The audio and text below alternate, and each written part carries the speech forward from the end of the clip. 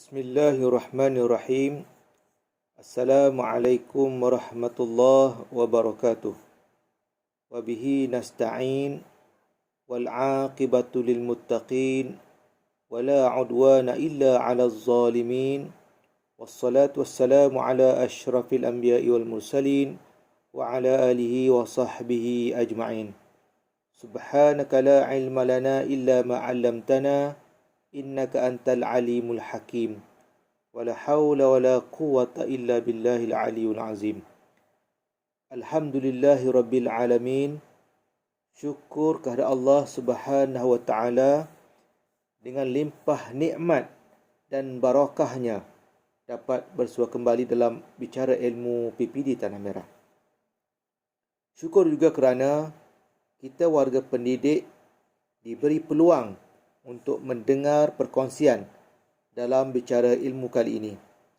Walaupun kes penularan tempatan pandemik COVID-19 masih belum berkurangan, malah ada yang menunjukkan peningkatan kes, kita diharapkan sama-sama berdoa agar apa yang kita lalui ini sentiasa dalam keadaan sihat walafiat.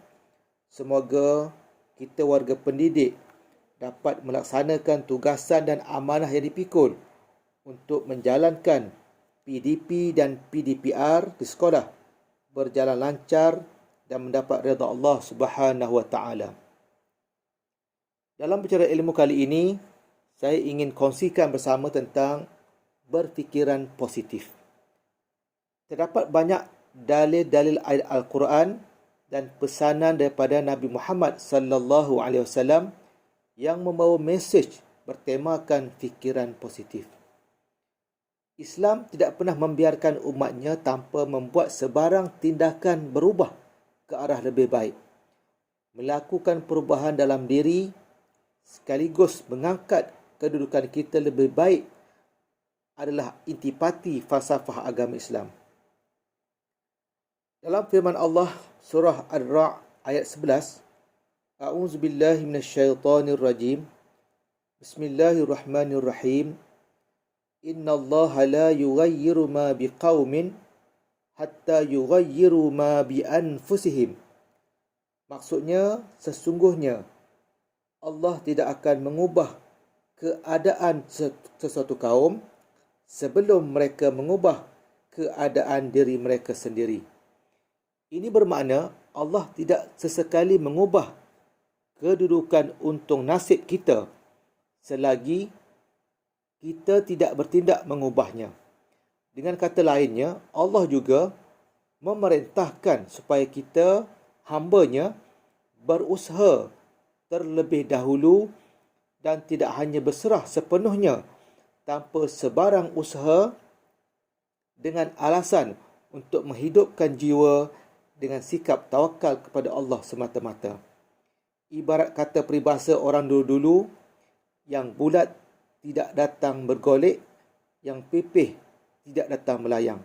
Sebenarnya ia ingin mendidik masyarakat supaya tekun dalam melakukan sesuatu pekerjaan dengan sebaik-baiknya. Cuba kita lihat contoh. Apabila kita committed dengan sesuatu pekerjaan, ia merupakan asas kejayaan. Lihat golongan petani yang berjaya mendapatkan pendapatan yang lumayan. Semua itu adalah berkat ketekunan dalam kerja dalam pertanian. Apa yang nak dikongsikan di sini ialah sesiapa pun yang rajin berusaha untuk mencapai misi dan visi dalam melakukan sesuatu pekerjaan, insya-Allah akan dilimpahkan keberkatan dalam kejayaan yang terbaik.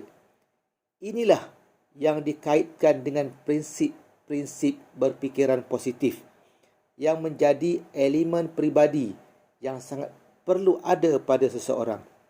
Semua nilai positif hendaklah disemai dalam diri seseorang. Pemupukan nilai positif pada pemikiran tidak wujud dengan sendirinya. Sebaliknya, ia perlu ditanam dan diasuh serta dipupuk. Persoalannya, apakah pemikiran positif? Pemikiran positif adalah cara pemikiran yang menjuruskan ke arah keupayaan dan bukan ke arah ketidakupayaan. Pada asasnya, ia melihat pada aspek yang baik dan membina. Contohnya, apabila kita berfikiran positif untuk mengubah nasib diri kita, kita akan melakukan perkara yang positif dan mendatangkan hasilnya yang baik kepada diri kita. Ini jelas bahawa jika kita berfikiran positif, maka tingkah laku dan perbuatan kita selaras pemikiran akan melakukan aktiviti yang positif dan bermanfaat kepada diri sendiri. Contoh yang senang kita faham, semasa kita memandu kereta, kadang-kadang ada kereta yang memotong kereta kita dengan cara yang tergesa-gesa. Kadang-kadang memotong di sebelah kiri. Kalau kita berfikiran positif, kita mungkin akan berkata, mungkin dia nak cepat, ataupun dia sakit perut, ataupun dia ada keperluan lain yang perlu didahulukan. Jadi apabila kita berfikiran positif, ia akan melegakan kita dan tidak menjadi halangan untuk kita supaya bertindak di luar jangkaan. Warga pendidik KP yang dihormati, persoalannya sekarang, adakah kita belum berfikiran positif? Kemungkinan kita sudah berfikiran positif. Walau bagaimanapun, kadang-kadang tercetus pemikiran tidak rasional mengakibatkan kita membuat kesilapan dalam berfikir. Kesilapan dalam berfikir dan pemikiran yang tidak rasional adalah punca utama menyebabkan terjadinya pemikiran negatif.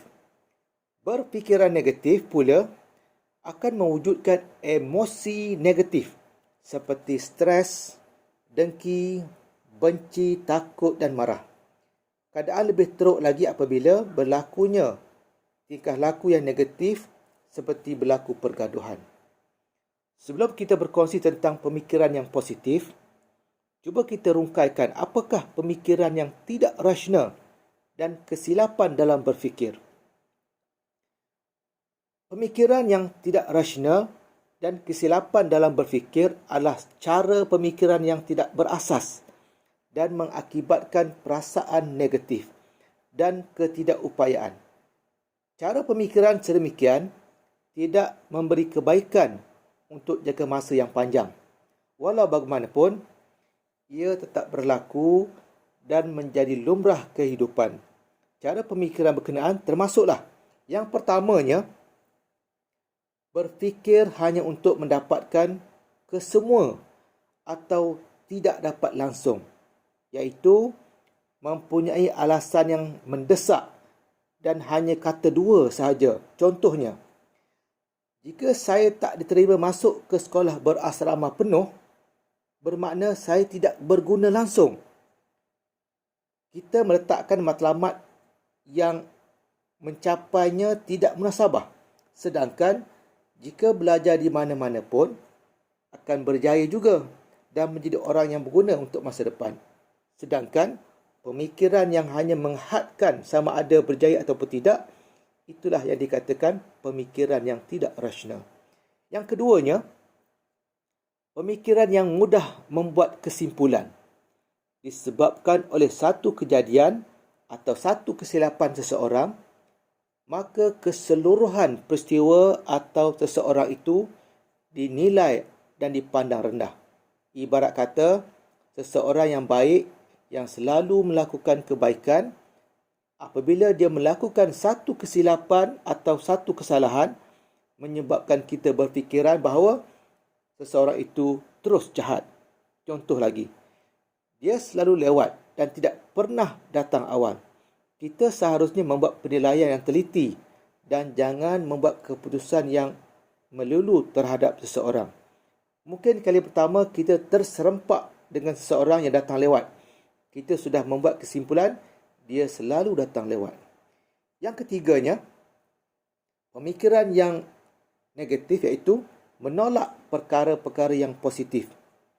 Menolak hal-hal yang positif dan menerima yang negatif. Contohnya, membesar-besarkan kekalahan, satu permainan. Dalam satu permainan itu, satu set yang melibatkan 3 permainan. Walaupun sudah menang satu permainan, seperti contoh perlawanan badminton yang satu set ada 3 permainan, sudah memenangi perlawanan tetapi tetap mengungkit kekalahan satu set sahaja dan rasa menyesal, sedangkan ia sudah memenangi perlawanan tersebut. Seterusnya yang keempat, pemikiran yang negatif, iaitu membesar-besarkan masalah. Kita sengaja membesar-besarkan masalah kecil. Contohnya, saya tak boleh sabar. Kenapa kuku saya mesti patah hari ini? Bagi orang yang menyimpan kuku lah. Kita akui yang kita tidak suka hal itu berlaku, tetapi cubalah mengatasinya, bukan membesar-besarkan masalah yang kecil. Yang kelima, membuat kritikan ke atas diri sendiri. Kita dengan keras mengkritik diri sendiri dan tidak boleh menerima kesilapan. Contohnya, kesilapan yang kita buat, kita anggap satu kesilapan yang bodoh. Betapa bodohnya saya. Bagaimana saya boleh membuat kesilapan yang bodoh? Kita mempersalahkan diri kita sekeras-kerasnya. Sebenarnya, kejadian kebiasaan untuk kita berasa sedih. Apabila membuat satu kesalahan, kita tidak boleh buang terus perasaan sedih dalam diri kita. Walau bagaimanapun, ia bukannya bermakna berakhir untuk kita segala-galanya. Kerana kita masih berpeluang melakukan sesuatu untuk memperbaiki kesalahan yang kita lakukan. Warga pendidik dan AKP yang dihormati, persoalannya, kenapa kita berfikiran negatif dan membuat kesilapan dalam berfikir? Pemikiran negatif boleh mencetuskan sedikit stres dan ia juga dapat membantu sebenarnya menyelesaikan masalah atau kesilapan. Kesilapan dalam berfikir berlaku kepada kita semua dan ia berfungsi sebagai penggalak dalam kehidupan harian kita. Namun, dalam jangka masa panjang, ia boleh mengubah kepribadian kita. InsyaAllah, perkongsian ini dapat memberi manfaat kepada kita semua. Betullah apa yang dikatakan, apa yang disemai, itulah yang dituai. Kita bertemu lagi untuk bicara ilmu yang seterusnya. InsyaAllah. Sekian. Wassalamualaikum warahmatullahi wabarakatuh.